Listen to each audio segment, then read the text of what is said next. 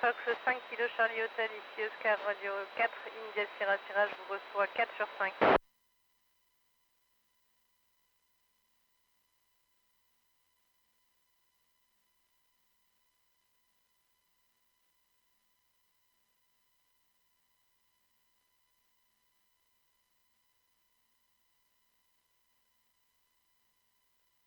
Avec plaisir pour démarrer les questions. Bonjour Rafi, bonjour la Nièvre, bonjour la France, over.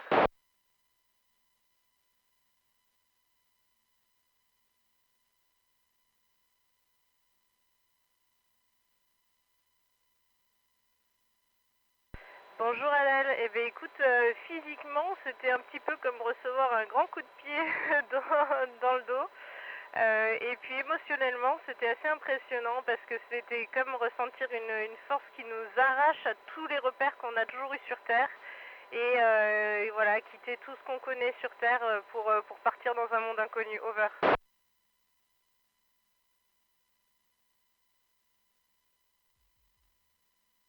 Bonjour Justine, eh bien écoute, je suis vraiment très très contente, je suis ravie, et puis aussi je suis ravie de pouvoir le partager avec tout le monde parce que ce que je voudrais vous dire, c'est que n'hésitez pas de faire des rêves et d'avoir des rêves, et parce que voilà, en travaillant, eh bien les choses peuvent se concrétiser, je vous assure, même si on a grandi à la campagne, over.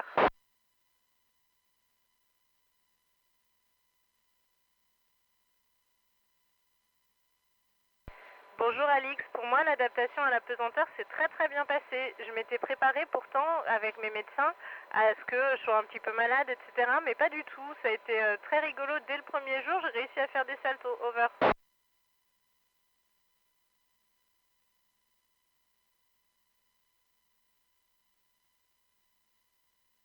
Bonjour Milan, en fait c'est très simple, on a les mêmes jours que sur Terre et on est sur le rythme, l'horaire du méridien de Greenwich, donc c'est-à-dire qu'aujourd'hui, pour toi il est 15h30 et pour moi il est 13h30, over.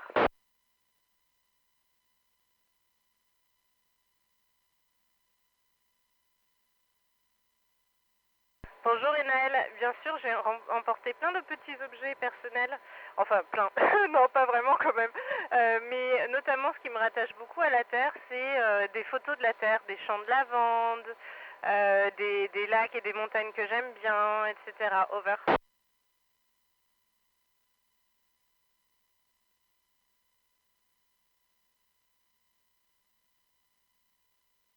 Bonjour Nathan, oui j'écoute de la musique et je suis venue avec ma playlist et j'aime bien l'écouter. Et le son en apesanteur dans la station, ben oui en fait quand on écoute de la musique c'est pareil, par contre la station elle est très très bruyante parce que c'est comme un laboratoire où on entend des bruits de ventilateurs, des bruits de clapets, de choses, tu sais comme dans les laboratoires un petit peu bruyants. Et du coup bah, ça veut dire que quand on entend de la musique il y a toujours un petit bruit de fond du laboratoire, over.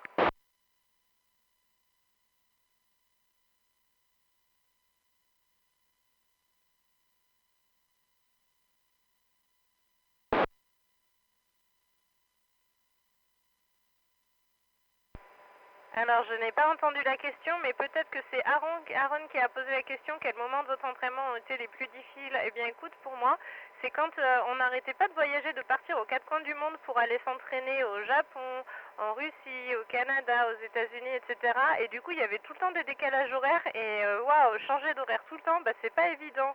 Mais en même temps, j'aime tellement voyager, j'aime tellement ce métier que du coup, j'étais quand même contente. Over.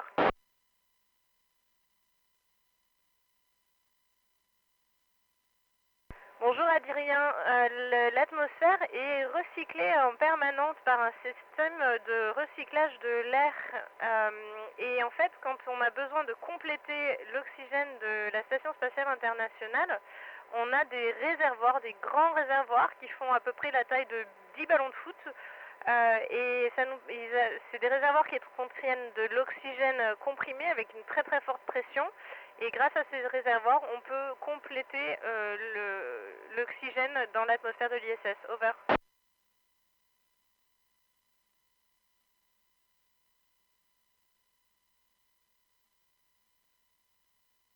Bonjour, eh ben écoute, en réalité, on n'a pas vraiment l'utilisation de l'IA ici. On a des systèmes qui fonctionnent avec certes des algorithmes, hein, et on se prive pas d'avoir des algorithmes très intelligents, mais en vrai, l'IA, bon bah c'est que quand on va sur Internet qu'on peut l'avoir, et encore parce qu'on n'a pas, enfin voilà, on l'utilise pas complètement.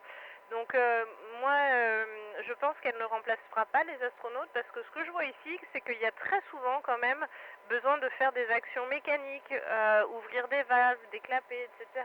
Et puis surtout, eh bien, l'espace, c'est un milieu tellement compliqué et complexe que bah, parfois les choses tombent en panne et c'est pas comme sur Terre en fait. Donc il y aura toujours besoin d'astronautes pour réparer les choses. Over.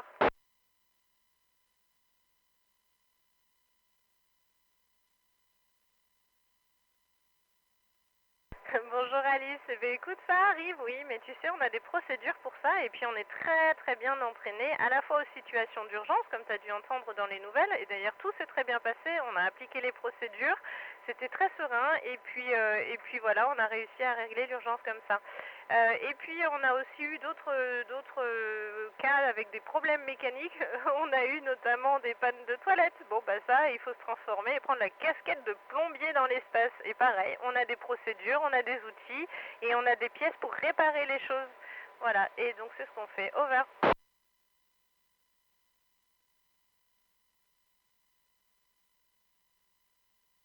Bonjour Eline, eh bien écoute, la Terre elle est tellement magnifique, c'est difficile à décrire tellement c'est beau, mais si j'essaye de décrire un peu ce que ça fait en tant que ressenti, imagine un jour tu es devant un superbe lever ou coucher de soleil et juste tu regardes et tu dis waouh, et ben c'est ça que ça fait quand on regarde la Terre depuis la coupole.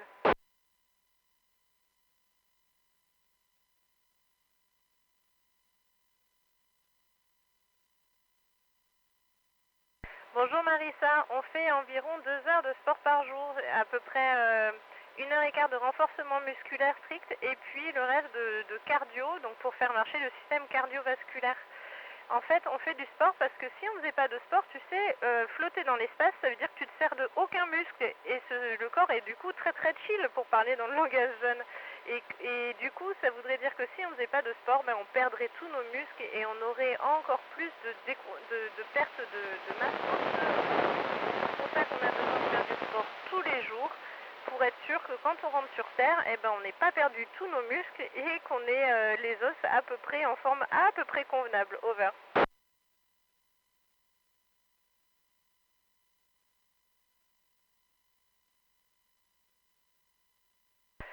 Bonjour Alex, en fait, observer les étoiles de manière générale et tout ce qui est dans l'espace, c'est beaucoup plus facile effectivement parce qu'on n'a pas d'une part la pollution lumineuse et d'autre part l'atmosphère qui bloque la visibilité.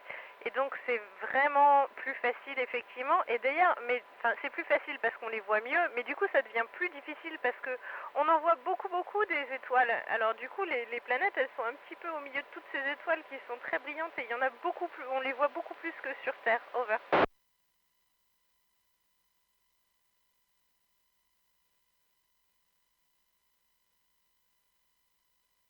Bonjour Zoé, eh ben écoute, j'ai adoré, mais vraiment adoré le voyage dans la capsule Dragon. C'était, tu sais, comme partir à l'aventure dans une capsule, voilà, je sais pas, sur Terre, on peut imaginer comparer ça quand tu pars à une aventure dans un camper van par exemple, et puis tu sais qu'il y aura plein d'inconnus, plein de choses qui vont arriver dans cette aventure. Ben moi c'était un petit peu pareil, mais en puissance 10 000. Donc j'ai adoré, et puis c'était la première fois que je voyais la Terre depuis là-haut, la première fois que j'avais l'expérience de la micro-pesanteur, donc c'était vraiment chouette. Over.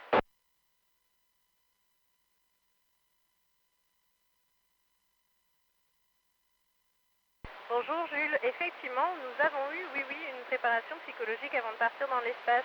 Et en fait, on est suivi, tous les astronautes sont suivis par 2 psychologues qui ont l'habitude de suivre les astronautes depuis des générations.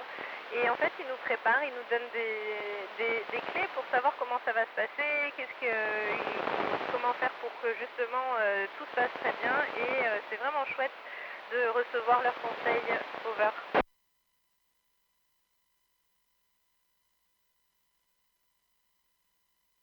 Bonjour Timo. Et bah déjà, la première